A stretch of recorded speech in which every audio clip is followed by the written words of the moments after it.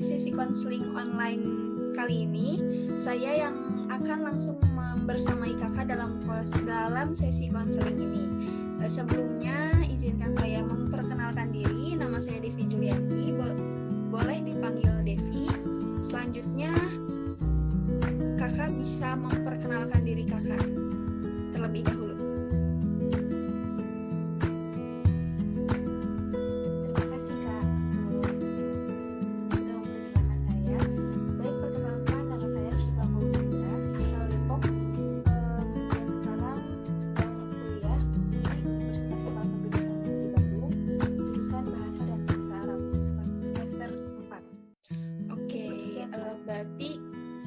Bisa saya panggil Kak Syifa atau ada panggilan lain? PK. Ya, baik. Sekarang posisi kakak di mana ya? Kalau boleh tahu.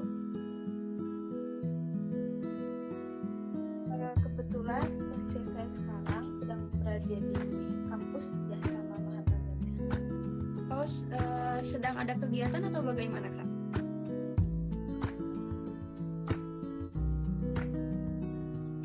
Sedang ada kegiatan di Bandung sekarang ini, karena kami sebagai pengurus itu akan mengadakan wisuda online atau hafal tahlil untuk mahasiswa atau mahasiswi yang ada di sini. Sebelumnya, apakah kakak sudah pernah mengikuti sesi proses konseling? Sebelumnya pernah. Oh, pernah. Baik, di sini setelah tadi saya mendengar kakak memperkenalkan diri, sepertinya ada sesuatu yang ingin dibicarakan. Betul sekali, Kak. Karena ada beberapa hal yang ingin saya sampaikan. Ya baik, sebelumnya saya memberikan keleluasaan waktu untuk kakak berbicara, tapi sebelumnya perlu kakak ketahui bahwa dalam proses konseling ini menggunakan asas kerahasiaan. Jadi Kak Syifa tidak perlu cemas akan kerahasiaan dan keterbukaan dalam penyampaian pernyataan pada proses konseling ini dengan baik. Mungkin boleh langsung diceritakan apa yang sedang Kak Syifa ini rasakan. Baik, terima kasih Kak atas waktunya. Terima kasih juga. Saya sangat percaya pada Kak gitu ya, untuk tidak membocorkan atau apa yang setelah saya sampaikan kepada kakak, dan semoga menjadi jalan keluar bagi saya juga. Untuk apa yang sedang saya alami atau saya rasakan sekarang atau saat ini, sebagai mahasiswa aktif di perkuliahan juga di luar, sebetulnya saya kesulitan dalam membagi waktu gitu Kak. Jadi kesulitan yang sedang saya rasakan itu sulitnya membagi waktu antara kuliah di dalam kelas dan berorganisasi di intrakampus. Oke, baik. Kalau saya boleh tahu juga, ada berapa organisasi yang kakak ini ikuti sehingga itu bisa mengganggu dunia perkuliahan kakak dengan dunia keorganisasian itu sendiri? Kalau boleh disebutkan sekitar 5 organisasi. Yang pertama itu kepengurusan Hatal Jamiah, yang kedua himpunan mahasiswa jurusan, yang ketiga organisasi alumni pesantren modern Darul Ridho ke-17, yang keempat persatuan mahasiswa bahasa Arab se-Indonesia, dan yang kelima ada organisasi Islam. Baik, dari yang saya dengar ini, saya sebagai konselor tidak bisa langsung memberikan nasihat kepada kakak, namun mari kita cari pemecahan masalah ini bersama ya. Dari organisasi dan dunia perkuliahan ini, adakah yang paling kakak prioritaskan antara kedua itu, antara dunia perkuliahan dengan dunia organisasi Kak Syifa ini?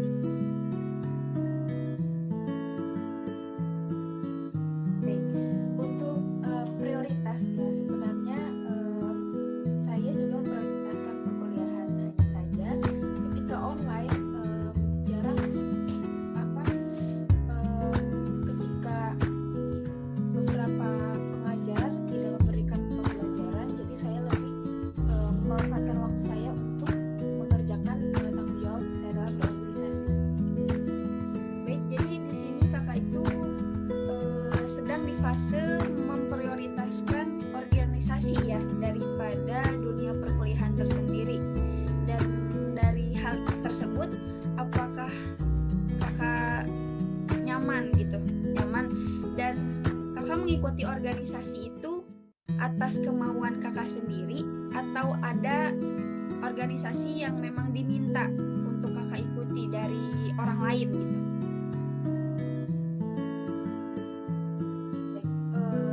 Sedikit saya ingin menceritakan ya Kak, untuk masalah memprioritaskan itu memang di saat semua event atau kegiatan itu berbarengan dalam satu waktu, kadang merasakan ketidaknyamanan gitu Kak. Ada rasa karena bentrok gitu kan dalam satu waktu berbarengan. Jadi seketika kita harus membagi tanggung jawab juga gitu. Jadi antara gimana nih kita mau menjalankan tanggung jawab tersebut. Untuk ya jadi misalnya tidak ada perkuliahan, saya mengutamakan atau setelah itu saya berorganisasi. Untuk masalah berorganisasi itu kemauan sendiri atau dari orang lain. Nah, sebenarnya ada beberapa yang organisasi yang berbeda atau bermacam-macam gitu ya. Yang pertama mungkin ada yang diminta atau ditunjuk terpilih, dan ada juga yang kemauan dari diri sendiri. Baik, mungkin saya di sini akan memberikan sedikit saran ya. Sebaiknya jika saya boleh memberi saran, kakak ini dapat memprioritaskan perkuliahan terlebih dahulu. Nah, tapi itu kembali lagi kepada diri Kak Syifa sendiri. Bagaimana kakak nyaman dengan apa yang kakak laksanakan atau kakak kerjakan gitu. Nah, dari Kak Syifa sendiri, bagaimana membagi waktunya tersebut?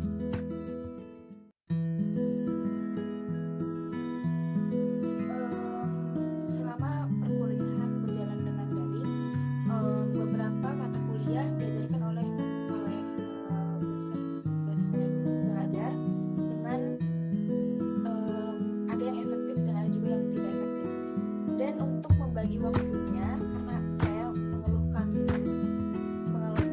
bahwasanya saya kesulitan dalam bagi waktu, kadang ada yang saya harus korbankan gitu Kak.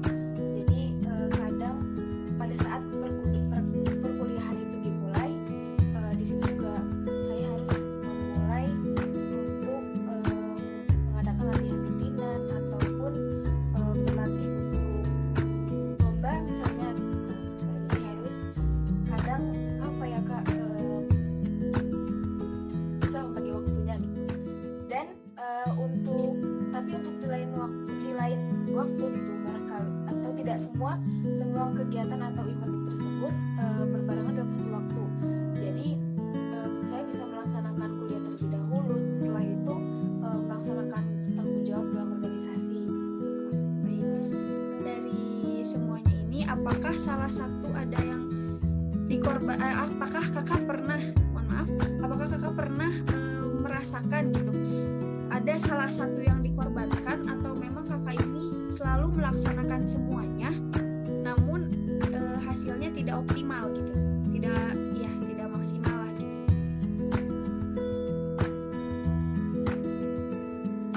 Ya sebenarnya dalam apabila ada suatu agenda yang berbarengan dalam satu waktu, pasti dan tentu ada yang harus saya korbankan.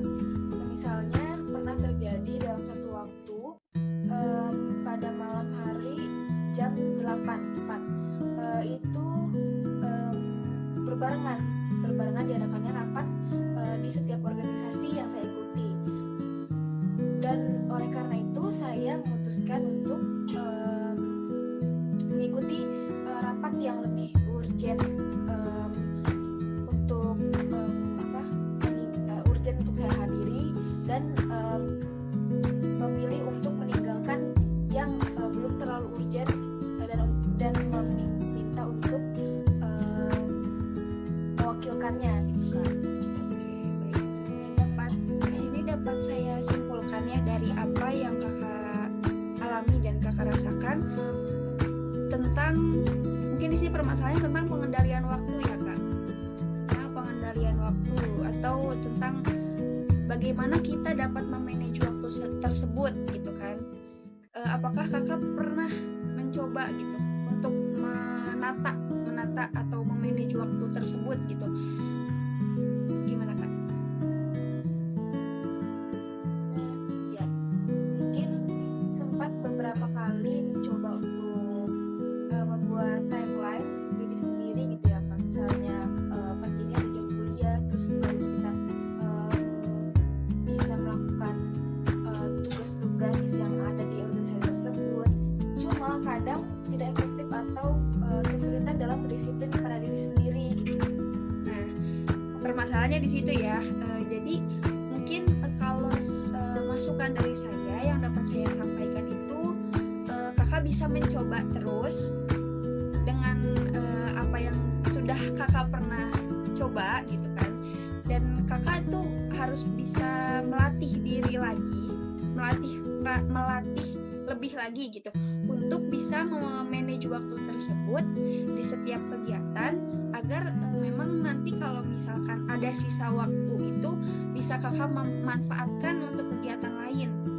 Begitu mungkin yang bisa saya sarankan untuk kakak.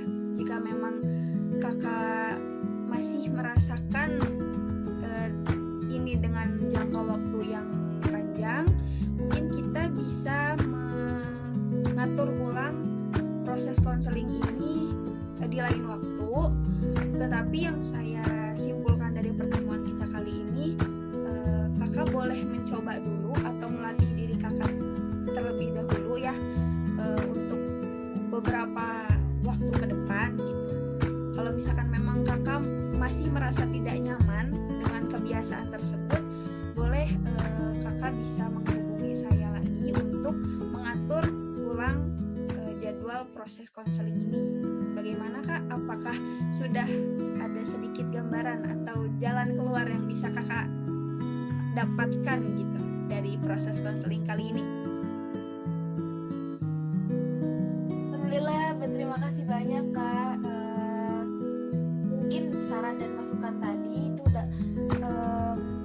dapat merubah kebiasaan saya selanjutnya gitu Kak. Terima kasih banyak atas saran yang telah diberikan untuk saya gitu. Semoga kedepannya bisa menjadi lebih baik. Dan apabila terjadi kendala atau keluhan di kemudian hari, insya Allah saya hubungi kakak kembali. Ya, baik. Terima kasih juga ya sudah menjadwalkan proses konseling ini dengan saya. Intinya kakak ini harus bisa memanage waktu kakak dan melatih diri kakak untuk mengatur jadwal kegiatan-kegiatan kakak tersendiri ya. Baik, terima kasih. Mungkin cukup sekian ya. Mohon maaf bila ada kesalahan dan kesalahan kata atau kesalahan pengucapan yang saya sampaikan, bisa mohon dimaafkan. Terima kasih kak. Assalamualaikum warahmatullahi wabarakatuh.